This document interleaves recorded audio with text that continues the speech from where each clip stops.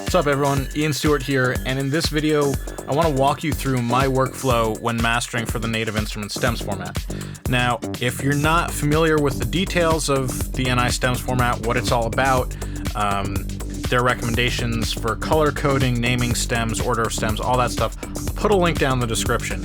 If this is something that you're getting into, whether it be for your own music or because a client has asked you to master one of their tracks in the stems format, that's kind of required reading. So do check that out if you're new to this. If you're just looking for an idea of someone else's workflow when mastering for the stems format, that's what this is about. So let's get into it. So I've got a session open here. This is a song actually I remixed for an artist named Katrina Mina, co-written and produced by GoLab. It was released on the Dynamics label a year or 2 or 3 back, I don't remember at this point, but I've been wanting to make a stems version for myself to play out for a while, so this seemed like a good opportunity. So I've got my 4 stems, I've got them named and colored the same way I'm gonna name and color them in the stem creator software. So I've got drums, bass, music, vocals, and then what I'm doing is I'm routing them all through a group. Now in Ableton it's called a group, in your DAW it might be an aux, it might be a bus, whatever it is. The idea is that you're summing these 4 channels or these 4 stems down and sending them to one stem process, bus, or group where you can process them all together. And what I'm basically going to do is treat it as much like a 2-channel master as I can. So I've got some EQ here, I've got some multiband compression, and we'll get into the details of those in a minute. All right, so the first thing I do, as with any session, is I just bring up my gain on my final output limiter. So I've got my output set to -1 dB, excuse me, dithering to 24 bits, and I ended up with about 11.5 dB of gain pushed into it, right? And basically what I was looking for was just kind of PSR values between 10 and 8, and for my VU meter to be sitting around 0 when it's calibrated to -10 dBFS. And that's about where I ended up. Now, we'll listen before any processing, and you're going to see the views pushing a little high. That's because there's a lot of bass energy in here. I'm going to tame that a little bit, so that'll end up reining in the meter a little bit. So let's take a listen.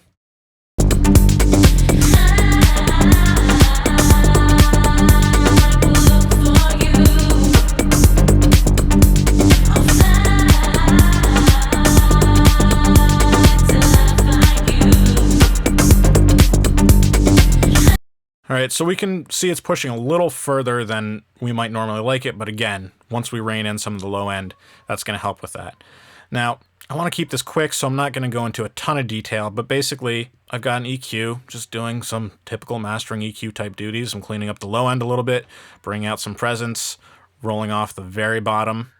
All right, so add that in on the individual stems. On the drums, one thing that was afforded to me here because I've got stems is I decided I'd like some of the drum elements to be a little wider. So I've got the ozone imager just on the drums and just affecting this band from 3K to almost 12K. All right, I'm just opening that up a little bit. So I'll solo the drums for you and you can hear what that's doing.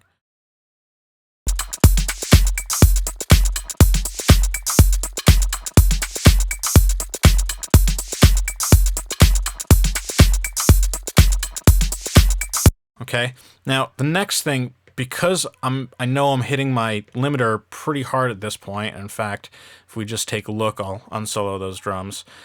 You're going to see we're going to be getting probably close to 7 dB of gain reduction, which is really way more than I want to do in the one final limiter.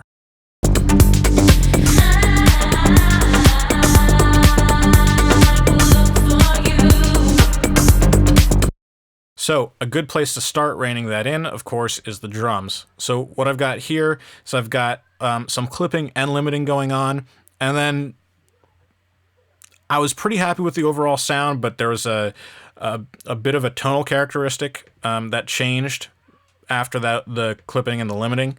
So I just added an EQ to kind of compensate for that. So I'm going to turn all three of those on and off at once. Again, we'll solo up the drums just so you can hear a quick before and after.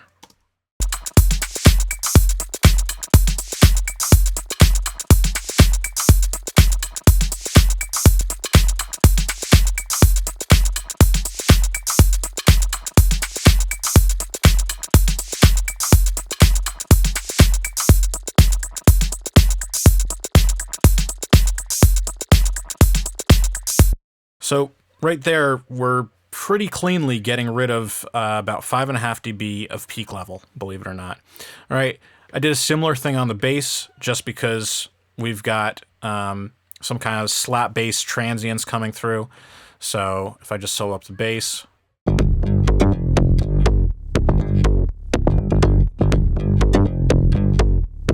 That limiter is helping take care of some of those things. And there's this really kind of plucky percussive thing in the music stem that is also contributing. So I've got a limiter there, again, just to kind of take care of some of that.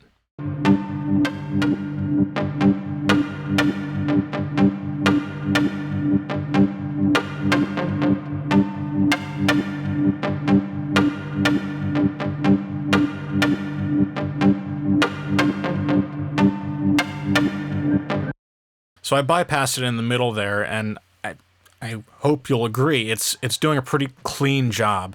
So we're really kind of reining in a lot of the transients now before they even get to this stem process bus. All right, the vocal I'm leaving completely as is.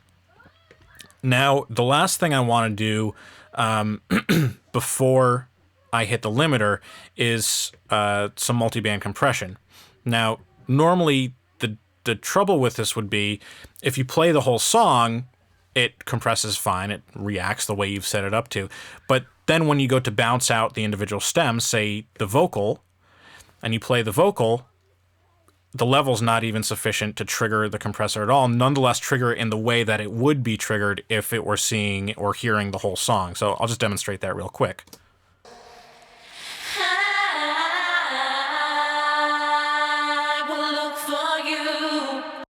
So we're getting absolutely nothing on that filter, Fab-Filter Pro MB. So what we can do though is if we select these three bands and we go into expert mode, we can set the sidechain to external. So I've done that.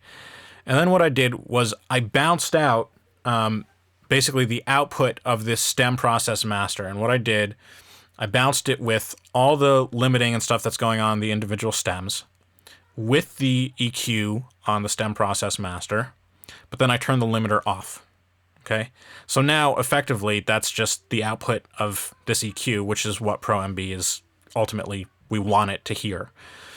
So I bounced that out. I brought it in on this sixth channel, which I've labeled Pro MB sidechain input, made sure it was sample aligned. And now what I've done is if we look at our output routing, I've sent it to the stem process master channel and assigned it to the stereo sidechain of the Fab-Filter Pro MB. Okay, so now if I solo this as well,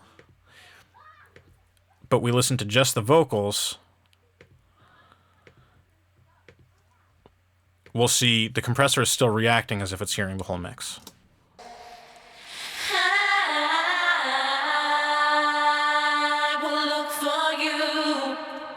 Okay, so now we've got that set up, and now if we listen to our master, we've got all the processing in at this point.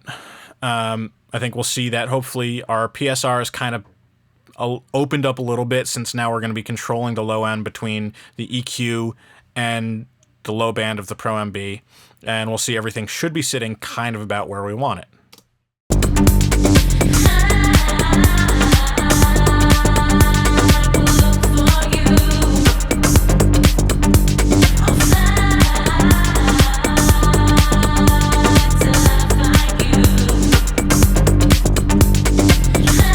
All right, sure enough, our PSR has opened up a little bit, views hanging right around 0, and I'm pretty happy with where we're at right now. Now, ProAl is still doing a pretty decent amount, I have a feeling, so let's take a look at that. basically my thought process is eventually Pro-L is kind of going to be replaced by the limiter in the stem creator tool. So I'd like it to not be doing too much. And I say it's going to be replaced because the stems are ultimately going to get summed together inside Tractor or whatever the software is. And that limiter is going to be what's taking care of limiting the sum of all those things together. So I'm going to see what Pro-L's doing. Hopefully it's kind of usually sitting around kind of negative, you know, not sitting around, but not doing more than 2 or 3 dB of limiting. I think in this case it's going to do a little bit more, but hopefully it'll work out all right. And we'll take it over to the stem creator tool and we'll take a listen and see. And if we have to come back and revise, then we would.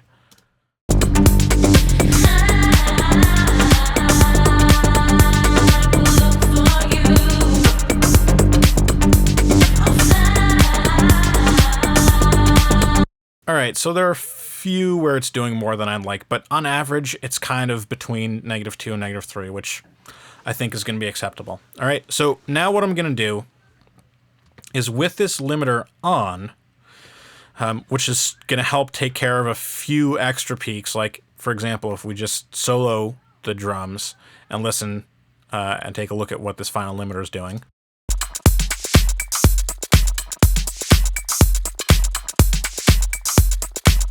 It's still doing a dB or less of limiting, okay? So I'm going to leave that on, leave it set to 24-bit with dither, and I'm going to bounce out now my channels one at a time. So I'm going to solo my drums and my sidechain key, bounce that out, then do it for the bass, the music, the vocals, and finally I'm going to do a bounce of just the whole stem process chain, and that's going to be our 2-track master. Okay, so I'm going to go ahead and do that, take it offline, and I'll be back in just a second, and we'll pop over into the stem creator tool and look at putting all the final packaging together.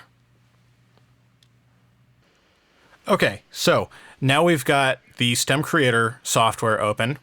I'm going to set up a few things. I'm going to switch this to the expert panel. I'm going to turn the compressor off, limiter on.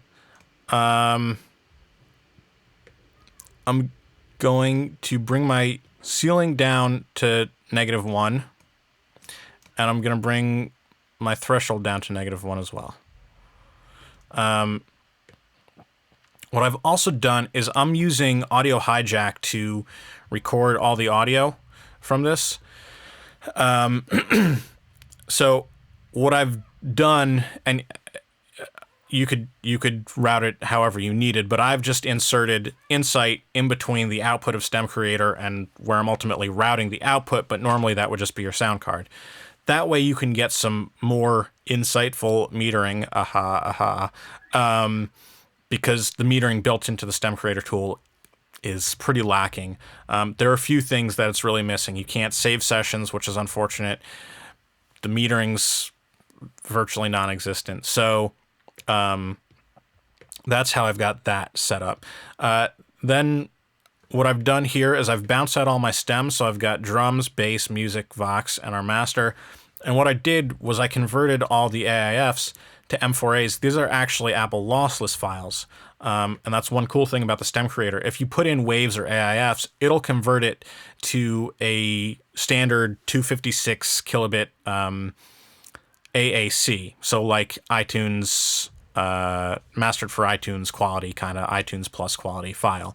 If you bring in an Apple lossless file, it'll leave it lossless. So kind of a cool way to distribute lossless files and have all the stems. So I'm going to grab my drums, bass, music, and Vox. I'm going to drag them in here. Drums, bass, I'm going to change my colors and name them appropriately. I've got a snowplow going by outside. Music, vocals, I want to be yellow. Okay, and then I'm going to drag my master file in. For whatever reason, you have to do that separately. All right, so that's that. I'm going to drag in our album artwork. I'll minimize this, pull up our meters. And then I'm just going to put in some of the track info real quick. Again, since this is a file I'm actually making for myself, this is Afterlife. Ian Stewart remix. The artist was Katrina Mina. I think it's hard. Katrina Mina. And GoLab. The release was Deep in Your Soul. Label was Dynamics. The genre was called House. 1 of 1. Remixer, it was me. Yeah, getting redundant here. I'm going to leave the rest of that out. That's fine. That's enough. All right. So now what we're going to do is we're going to listen, and we can toggle between the stem mix and the master file, and hopefully they should be more or less the same. And the limiter will only be doing just the littlest bit of limiting if we're lucky. So let's see where we're at.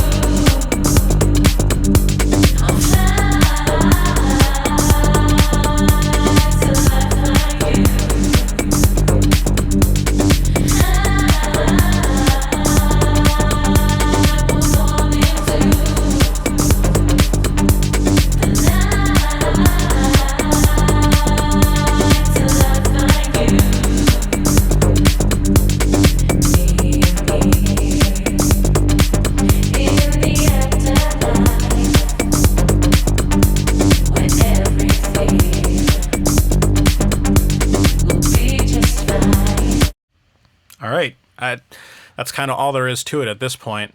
You know, because we've converted to Apple lossless, I suspect that's maybe why we're seeing some peaks over -1 or -0.9 here on the master file, and on the stem mix, it's just because this limiter is not true peak aware. So, but that's fine. That's still probably enough. I'm probably going to end up turning it down in Tractor anyway.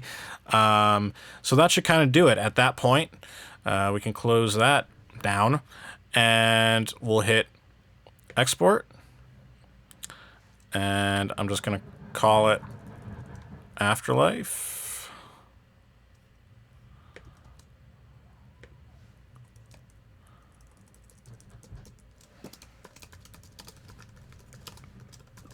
Ian Stewart remix, and then it's got the .stem extension, and I'll hit save. It'll save it to that folder where we've got all pre-master, and then you can move it to your regular library or send it off to your client, and that's it. All right, thanks guys. That's all there is to it for me. I hope that was helpful and not too long-winded. I tried to get through it as quickly as I could. All right, thanks. Take care.